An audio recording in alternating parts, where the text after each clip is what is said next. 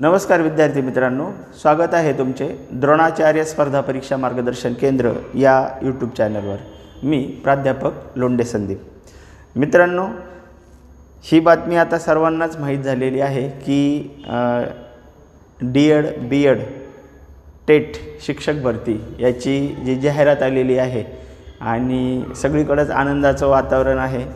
आता काही दिवसामध्येच आपल्याला नोकरी पण लागणार आहे।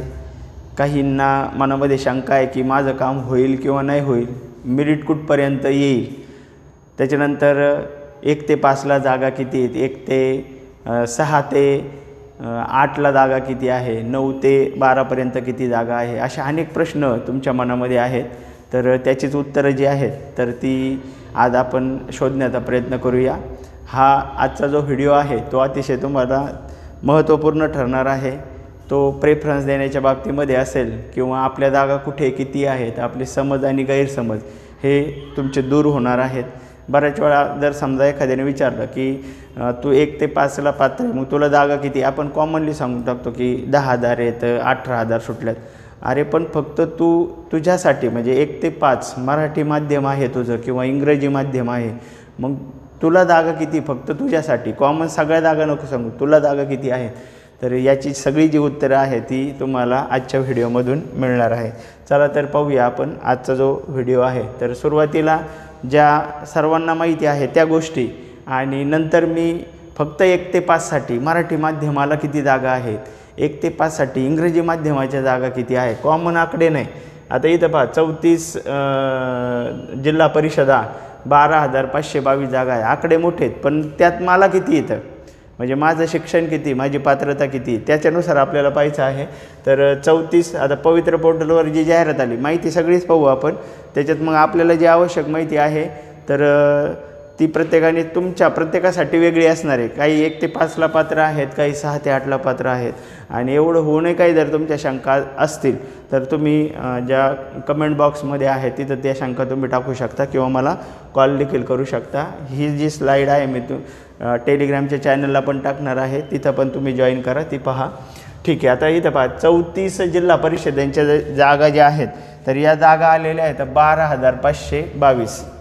मग ह्या सगळ्या मला आहेत का, म्हणजे माझं जे शिक्षण आहे त्यानुसार सगळ्या आहेत का मला, तर तेच आत्ता पाहिजे आपल्याला। त्याच्यानंतर 18 मनपाच्या जागा आलेल्या, 18 ज्या मनपानी जागा दिलेल्या आहेत त्या 2,951 जागा आहे। 82 नगरपालिका आणि ज्या परिषदा आहेत तर नगरपालिकांच्या 477 जागा आहेत आणि नगर परिषदा ज्या आहेत तर त्या अशा जागा 1,123 आहे। खाजगी शैक्षणिक संस्थांच्या पण खूप मोठा आकडा आहे पहा।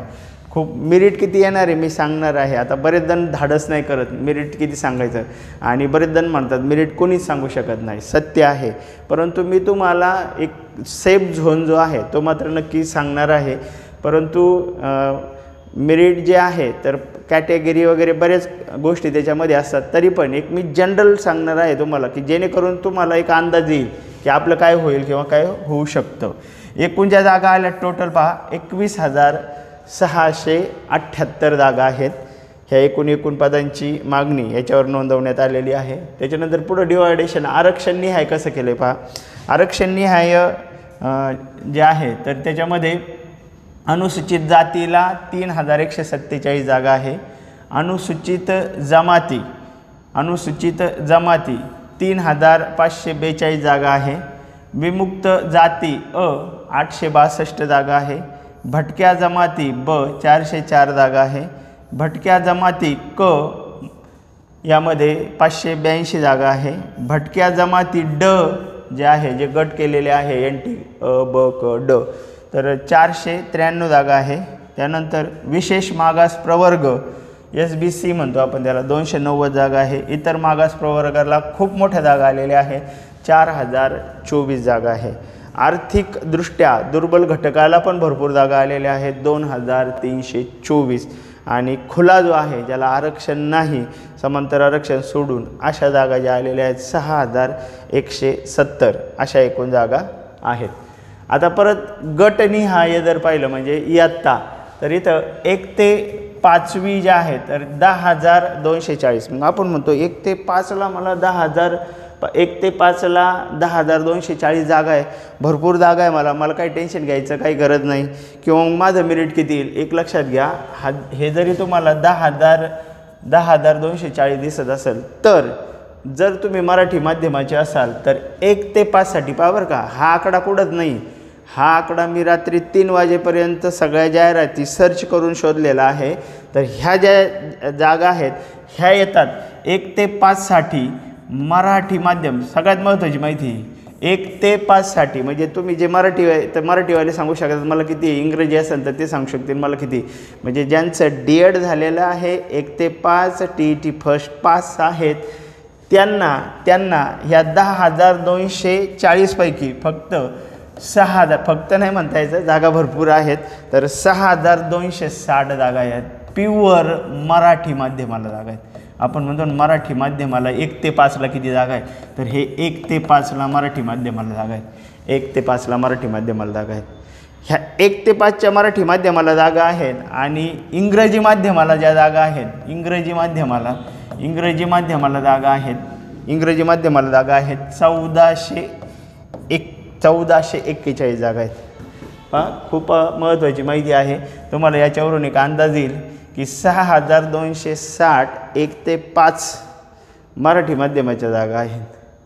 त्याच्यानंतर इंग्रजी माध्यमाच्या आपण म्हणतो 2500-2600 आपल्याला सांगितलं जातं, पण त्याच्यामध्ये इंग्रजी माध्यमाला फक्त 1 ते 5ला जागा किती आहेत, 1 ते 5ला जागा किती आहेत, ZP असेल जिल्हा परिषद नगरपालिका वगैरे जे आहेत, तर त्याच्यामध्ये जागा किती आहेत, 1441 जागा आहेत. 14 बिगर मुलाखतीच्या जागा आहेत एवढ्या ह्या. ठीक आहे. तर ही झाली माहिती तुम्हाला. 6 ते 8ला किती जागा आहेत, हे 8,127. आता याचं डिवायडेशन करणं म्हणजे खूप कठीण आहे, कारण प्रत्येक विषय आला सामाजिक शास्त्र त्याचं पण मी केलेलं आहे.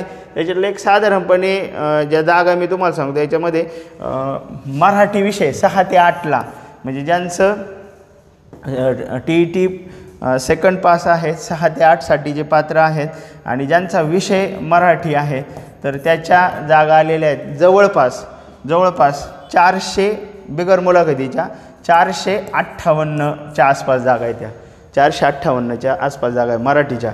इंग्रजीच्या जागा आहेत तर इंग्रजीचा हा आकडा तर मी साधारणपणे ढोबळमानाने सांगतो. आता इंग्रजीचा हा आकडा 500च्या आसपास जातो आहे. इंग्रजीचा आकडा 500च्या वर जातो आहे. तो इंग्रजी जागा आहे म्हणजे भरपूर जागा आहेत. म्हणजे 6 ते 8साठी सांगतो आहे. आता एखादं 6 ते 8 म्हटल्यानंतर आपल्याला आपलं जे मेरिट आहे ते विषयानुसार चालतं. 6 ते 8ला मॅथ्स सायन्सच्या तर भरपूर जागा आहेत, तिथं विषय येत नाही. मी मेरिट पण सांगणार आहे साधारणपणे किती येणार आहे. मॅथ्स सायन्सचे आकडे भरपूर भरपूर जागा आलेल्या आहेत सगळ्यात विषयाच्या. मराठीला भरपूर जागा आहेत, इंग्रजीला भरपूर जागा आहेत, त्याच्यानंतर हिंदीला भरपूर जागा आहे. थोडंसं एक आपल्याला इथं म्हणता येईल की सामाजिक शास्त्राला मात्र जरा कमी जागा आलेल्या आहेत. सामाजिक शास्त्राच्या त्या कमी जागा आलेल्या आहेत. मी तुम्हाला त्यात एक परत कदाचित व्हिडिओ होईल, मी टाकेल तुम्हाला ह्या जागांचं डिवायडेशन करताना.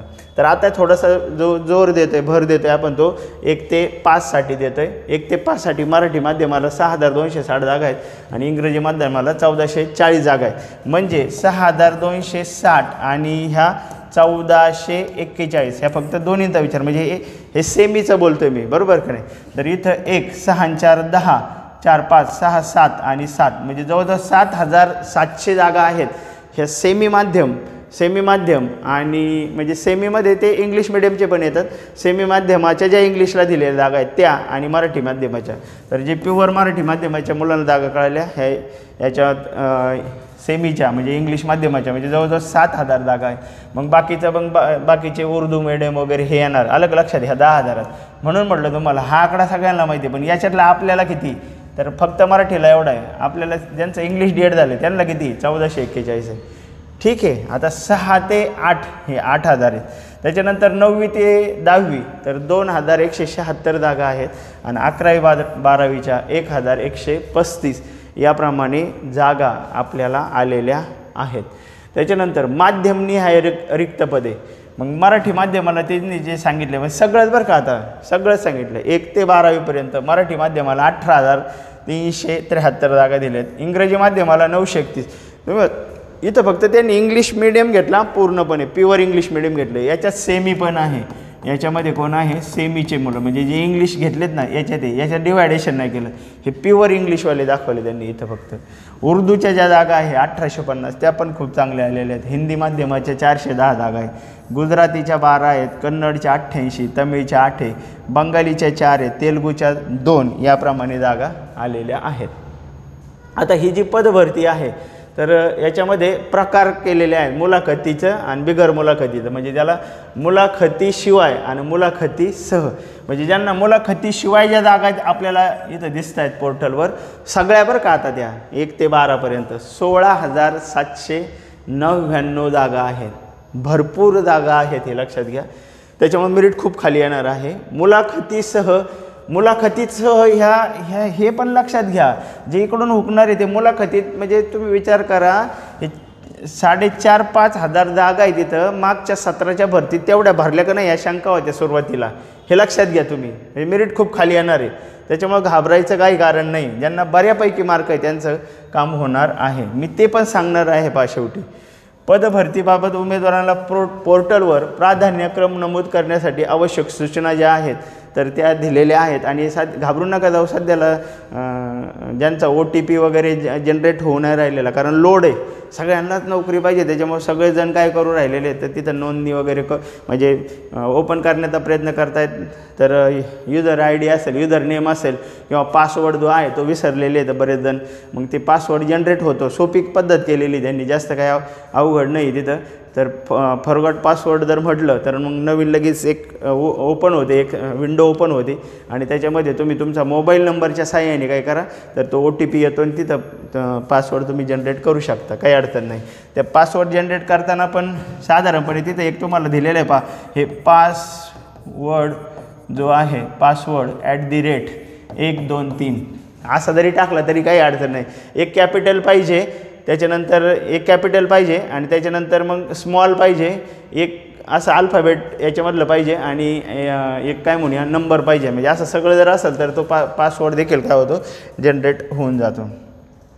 उमेदवारांना लॉग इन करण्यासाठी जी साईट दिलेली आहे तर ती महाराष्ट्र टीचर recruitment.org.in या संकेतस्थळावर आहे. पहा, तुम्हाला ज्या PDF वगैरे याच्यात त्याच्यावर क्लिक केलं तरी तुम्ही डायरेक्ट त्या साईडवर जाऊ शकता आणि ते ओपन होतं आहे. मी सकाळी ते ओपन केलं होतं, सगळ्या लिस्ट वगैरे सगळं येतं व्यवस्थित, काहीच अडचण सकाळी तरी नव्हती. 9-9:30 वाजेपर्यंत नव्हती. नंतर बरेच मुलांचे फोन आले की थोडंसं ते स्लो झालं आहे आणि हे नाही होत. OTP जो येत असतो, म्हणजे ज्यांचा पासवर्ड विसरलेले आहेत, OTP हे केल्यानंतर OTP जनरेट होत नाही, तो आपल्या मोबाईलवर येतो आहे, तो येत नाही, पण येईल. एकदम काही करू नका तुम्ही, होल जाईन काही, त्याचं काही अडचण नाही. आणि 8 रोजी सुविधा ज्या आहे म्हणजे पसंती क्रमांक जे आहे ते लॉक करण्याच्या संदर्भामध्ये तुम्हाला दिले जातील. तर एक सर्वांना या माध्यमातून अशी एक विनंती आहे की जे मुलं ऑलरेडी जॉब करतायत आणि फक्त एक सहज नोकरी म्हणजे नाही का काय म्हणूया आपण पसंती क्रमांक, त्यांनी अजिबात पसंती क्रमांक नका देऊ. कारण तुम्ही एक पसंती क्रमांक जर दिला तर तुम्ही जर येणार असाल तर द्या, वाद नाही, तो तुमचा हक्क आहे. पण जर येणार नसाल तर विनाकारण पसंती क्रमांक देऊ नका, कारण पसंती क्रमांक दिल्यानंतर ती जागा काय होते लॉक होऊन जाते, म्हणजे वेटिंग लिस्ट नसल्यामुळे पुढच्या मुलाला ती भेटत नाही. सगळ्यात महत्त्वाची सर्वांना विनंती आहे. दुसरी विनंती अशी ज्या मुलांसाठी की ज्या मुलांना पसंती क्रमांक तर आलेले आहेत आणि समजा नगरचा एखादा विद्यार्थी आहे आणि त्याला समजा कोल्हापूरला जायचं, त्याला समजा नगरचा विद्यार्थी आहे की ज्याला 115 मार्क आहेत आणि त्याला जायचं आहे, समजा त्याला पसंती क्रमांक कोल्हापूर आला आहे आणि तो कोल्हापूर टाकतोय, एक लक्षात घ्या, कोल्हापूर टाकतोय तो पसंती क्रमांक आणि मग नंतर विचार करतोय की अरे नाही मला कोल्हापूरला जायचंच नाही, लांब आहे, तर तुम्ही जाणार नाही असा पसंती क्रमांक देऊच नका. कारण तुम्ही तिथं पसंती क्रमांक दिल्याने ती जागा लॉक होणार आहे. जर तुम्ही पसंती क्रमांक नाही दिला तर तिथं दुसरा कोणीतरी पसंती क्रमांक देईल आणि ज्याला गरज आहे त्याला ती जॉब भेटेल. म्हणजे विनाकारण कोणी अशा जागा गुंतवू नका. मग तुम्ही म्हणता भरून तर देऊ आणि नंतर पाहू, मग झालं तर जाऊ, म्हणजे काही मुलं असं करतात, झालं तर पाहू त्यावेळेला पाहू. नाही, तुम्ही त्यावेळेला नका पाहू. आत्ता हे जे 2 दिवस आहे ना, तर ह्या 2 दिवसातच पाहून घ्या. घरी काय असेल ते विचार करा, जाणार आहे की नाही जाणार आहे. जेव्हा तुम्ही म्हणता मग नंतर पाहू, भरून तर देऊ, नाही, विनाकारण जागा गुंतवून जाणार असेल तर नक्की जा, तो तुमचा अधिकार आहे. पण जाणार नसेल तर पाहू ह्या पद्धतीने प्रेफरन्स पसंती क्रमांक देऊ नका. आत्ताच विचार करा, जर मला इथं आलं तर मी जाणार आहे का? जाणार आहे तर नक्कीच पसंती क्रमांक तुम्हाला जेवढे आलेले तेवढे द्या. काही मुलं तर म्हणतात हा महाराष्ट्रात कुठं येऊ, माझी जाण्याची तयारी आहे. आणि एकदा लागलं का मग म्हणतात नाही जरा थोडंसं तालुका चांगला पाहिजे. तालुका चांगला मिळाला का मग असं वाटतं की नाही का आता जरा शाळा जी आहे जरा हायवेला पाहिजे. म्हणजे अशा अपेक्षा नंतर वाढत जातात. पण ठीक आहे, ते एक मानवी प्रवृत्ती आहे की जसं जसं आपण पुढं जाऊ तसं तसं त्यात आणखीन बेटर कसं आपल्याला भेटत जाईल हे पाहत जातो. पण जर जाणार नसाल तर असे पसंती क्रमांक तुम्ही देऊ नका. मग जवळचे तुम्हाला पुढं मुलाखतीचे पसंती क्रमांक येतीलच, जवळचे जिल्ह्यातील मुलाखती सहजचे. तर ठीक आहे, चालेल. हे साधारणपणे तुम्हाला कळालं.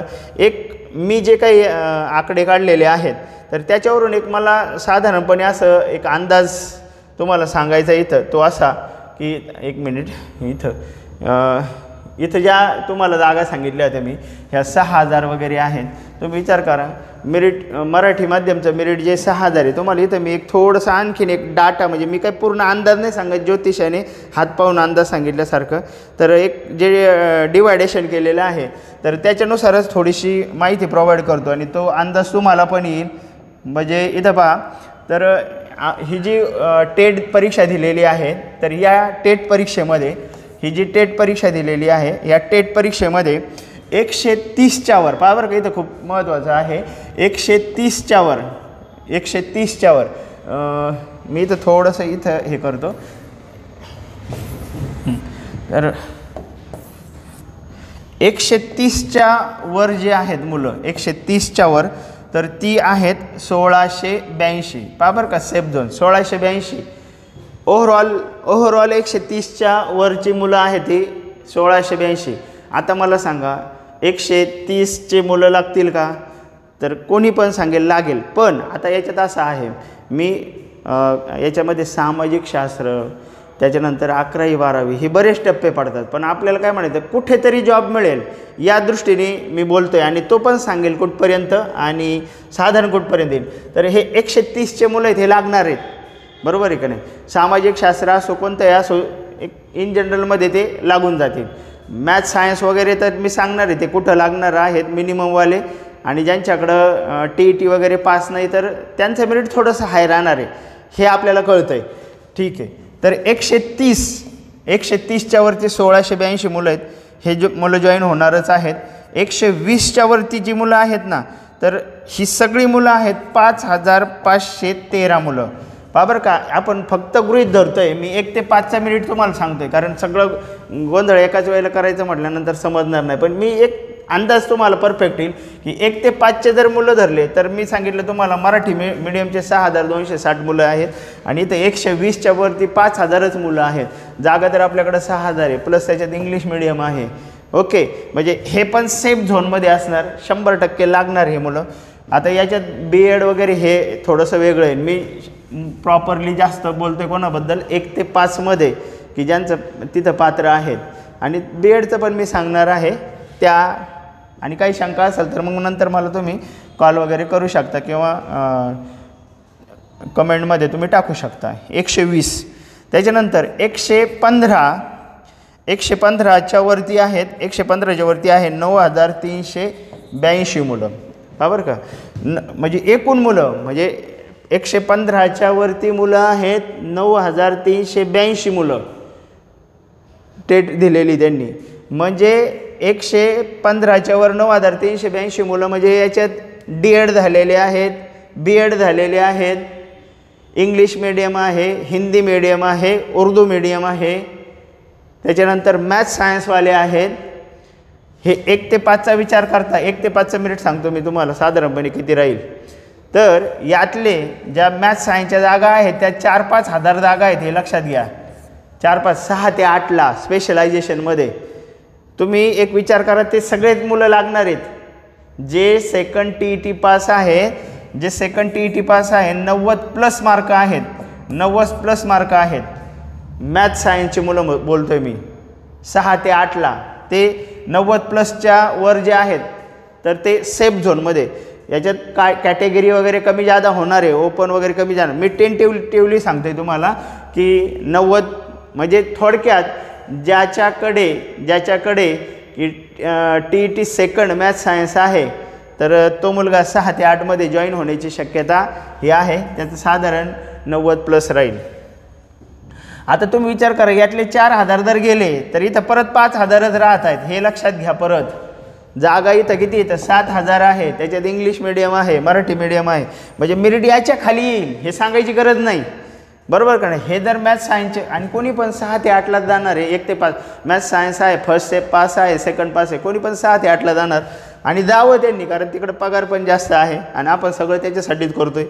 म्हणजे इकडं जागा काय होणार आहे, इकडं जागा खाली. यातले 4 जर गेल्या, तुम्ही विचार करा, यातले जर 4 गेल्या तर इथं परत 5 होत आहे. आपल्याकडे 7000 जागा आहे, म्हणजे अजून 2000 आणि इथून पुढे एका हजारमध्ये एका मार्कामध्ये 1,000 मुलं आहेत. नंतर 2,000 सुरू होतात. हे लक्षात घ्या.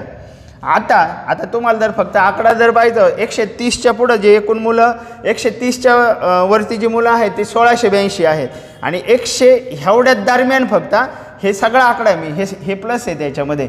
हे जर मायनस केले फक्त 120 ते 130 पर्यंत किती मुलं आहेत, 3831 मुलं आहेत. म्हणजे इथून इथपर्यंत. आणि हे प्लस हे तर किती होणार, 1682 + 3831 तर हे होतात एवढे, बरोबर का नाही. याच्यात किती, ह्या 5 मार्कात किती मुलं आहेत, एकूण आहे 115च्या पुढे 9000 मुलं आहेत, ठीक आहे. पण 120 ते 115 ह्या 5 मार्कात किती मुलं आहेत, ह्या 10 मार्कात 3800, ह्या मार्कात 3869. मग एक विचार करा, ह्या 10 मार्कात 3800, ह्या 5 मार्कातच 3800 आणि पुढच्या 5 मार्कात 110, पुढच्या 5 मार्कात 110च्या प्लस जे आहेत, 110च्या प्लस मुलं आहेत 16786. हां, 5 मार्कात किती मुलं आहेत, 7407 मुलं आहेत. ह्या 5 मार्कात 7400, ह्या 5 मार्कात 3800, ह्या 10 मार्कात 3800 आणि वरती 1682. म्हणजे लक्षात आलं का. हे पहा, हे प्लस करत गेलं मी. ही इथं प्लस, हे याच्यात प्लस, हे याच्यात प्लस. म्हणजे एखादं म्हणलं 120च्या वर किती मुलं आहेत, 5513. 115च्या वरती मुलं किती आहे, 9382. 110च्या वर मुलं किती आहेत, 16786 एवढे मुलं आहेत. आता याच्यामध्ये परत खाजगी संस्था ह्या सर्व गोष्टीचा विचार केला तर आपण पाहिलं होतं 115पर्यंत, म्हणजे यातले आपण 4000 मुलं मॅथ्स सायन्सचे घेतले, ते वर गेलेले गृहीत धरले तर 115 तर आत्ता शुअर आलं आहे मेरिट, बरोबर. त्याच्यानंतर 4 ते 5000 खाजगी संस्थेच्या विथ मुलाखतीच्या जागा वगैरे आहेत. तर एक माझा इन जनरल जो अंदाज आहे तर तो 110+ जो आहे तर त्याला तो काय म्हणूया आपण, त्याला म्हणजे त्याचं सिलेक्शन होण्याची शक्यता आहे. आता 115पर्यंतची जी शक्यता म्हणतो ती जास्त, मग 114ला थोडी कमी, बरोबर का नाही. 114ला थोडी कमी, 13ला थोडीशी आणखी कमी होणार. तर एक इन जनरल 110पर्यंत तो मुलाखती वगैरे जे आहेत त्याने सिलेक्ट होऊ शकतो. म्हणजे पहा, मला असं म्हणायचं आहे 1 ते 5ला 110+ जो आहे तर त्याने अपेक्षा धरायला काही हरकत नाही. त्याच्यानंतर हे कोणाचं सांगितलं मी, मराठी मीडियमचं. इंग्लिश मीडियमचं हे आणखीन खाली येणार आहे 90. एक साधारणपणे 90+ जो आहे इंग्लिश मीडियमचा त्याचा नंबर लागणार आहे. पहा, मी एकदम करेक्ट, तुम्ही म्हणता हाच आकडा पाहिजे असं नाही, एक 4-5 मार्क इकडं तिकडं धरू शकता, पण कुठं येईल साधारण रेंज कुठे येईल. आणि साधारण रेंज ही 115चं प्युअर आहे फिक्समध्ये, त्यांनी टेन्शनच घ्यायचं नाही. 115च्या पुढं हां जॉईन होणार 1 ते 5ला म्हणजे होणार, त्याची पात्रता पाहिजे हां फक्त तिथं, तो होणार म्हणजे होणार.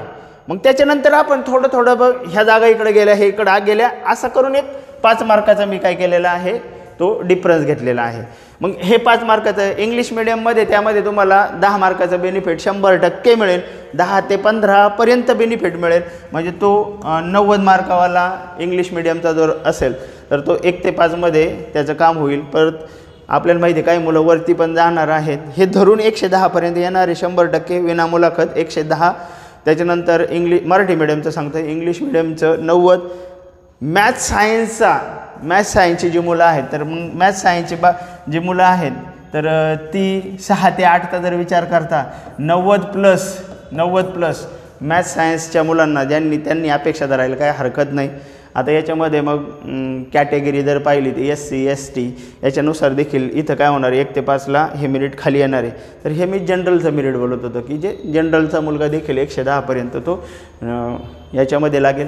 समजा ठीक आहे मी 110 म्हणतो आणि 110चा नाही लागला, पण नाही इथं लागला तर तो मुलाखतीमध्ये मात्र 100% लागणार आहे। तर एक साधारणपणे या पद्धतीने मेरिट राहील। एखाद्याला 190 म्हणून त्यांनी लगेच नाराज होऊन जाऊ नका, कारण मी अंदाज सांगतोय, हा प्रत्येकाचा अंदाज आहे। मी थोडेसे आकडेवारीचा आधार घेतला आहे, खूप जनरल बोललेलं नाही आहे। तर ह्या पद्धतीने राहील। आणि एक मात्र याच्यामध्ये तुम्हाला जे सांगितलेलं आहे की पसंतीक्रम देताना मात्र तुम्ही जर जाणार नसाल तर ती विनाकारण जागा अडकवू नका, फक्त द्यायचं आहे भाव या पद्धतीने तुम्ही प्राधान्यक्रम देऊ नका, कारण तुमचे फक्त ते भरणं म्हणजे एखाद्याचा पूर्ण आयुष्य अशी खेळ होणार आहे। तर आपल्यामुळे जर एखाद्याचं 100% भलं होत असेल, कारण ऑलरेडी आपण नोकरीला आहोत किंवा ऑलरेडी एखादं दुसरं काय म्हणा किंवा जाणारच नसेल नोकरीला नाही पण जाणार नाही, तर विनाकारण ती जागा अडकू नका। ठीक आहे। तर याच्यात व्यतिरिक्त देखील तुम्हाला जर काही समस्या असतील तर निश्चितपणे मला त्या तुम्ही कमेंट बॉक्समध्ये टाका, मी त्याचं उत्तर देण्याचा प्रयत्न करेल। आणि ही स्लाईड जी आहे तर ही मी आपल्या टेलिग्रामचं जे चॅनल आहे मी लिंकमध्ये देतो, त्याच्यामध्ये टाकणार आहे, ती पण जॉईन करा। आणि सर्वात महत्त्वाचं, सर्वात शेवटी सर्वांना तुमच्या भविष्याच्या वाटचालीसाठी हार्दिक शुभेच्छा। धन्यवाद।